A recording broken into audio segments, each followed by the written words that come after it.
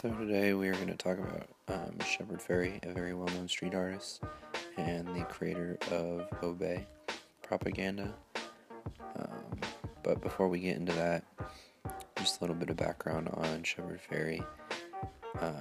He attended the Rhode Island School of Design, and as he was attending the Rhode Island School of Design, he was very heavily immersed in skate culture and designing skateboards and t-shirts. A joke between him and some friends in 1989, Obey the Giant is based off of Andre the Giant, a wrestler that had just died recently around that time. And what the first piece that started the whole movement that we know today was the Andre the Giant has a posse sticker, and which is this first piece you see here.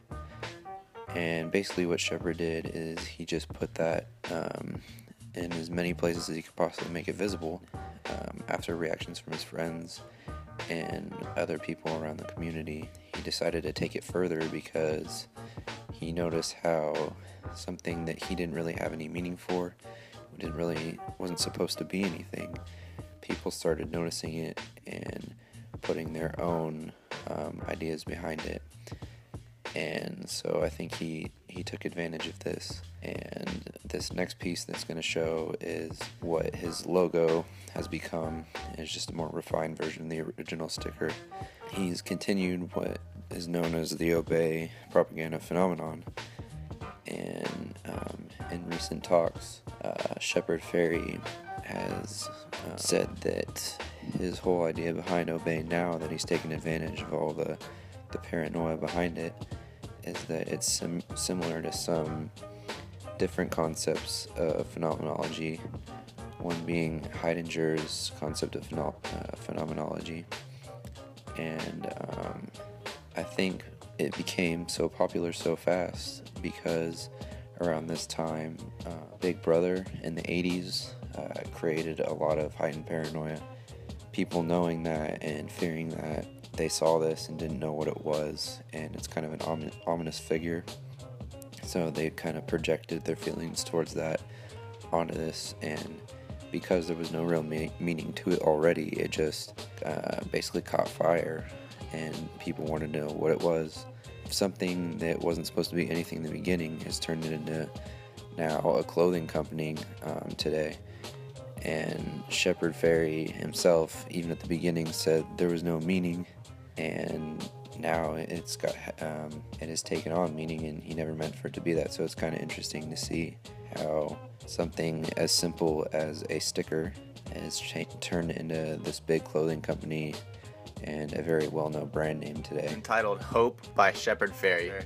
This poster was independently made by him before he got the rights to kind of pair with the Obama campaign in 2008, and he used a photo to create a poster that was shot by a former Associated Press freelance photographer, Manny Garcia, and he screen printed 350 of these, and he immediately went out and sold all of these to the public right then and there. And not too long after, he got approval from the Obama campaign to continue doing that. So the design of the piece consisted of a stylized stencil portrait, and it features colors solid red, beige, and then the two shades of blue.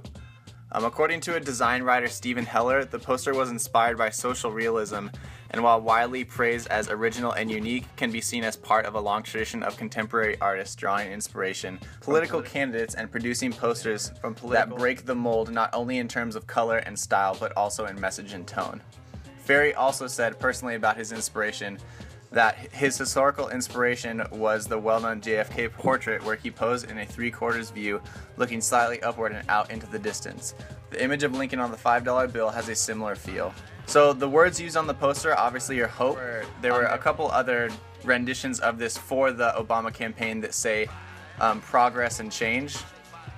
Also notable things about the poster, like I said earlier, it was made in one day, and after gaining recognition virally and digitally and other mediums, it got turned into this huge thing.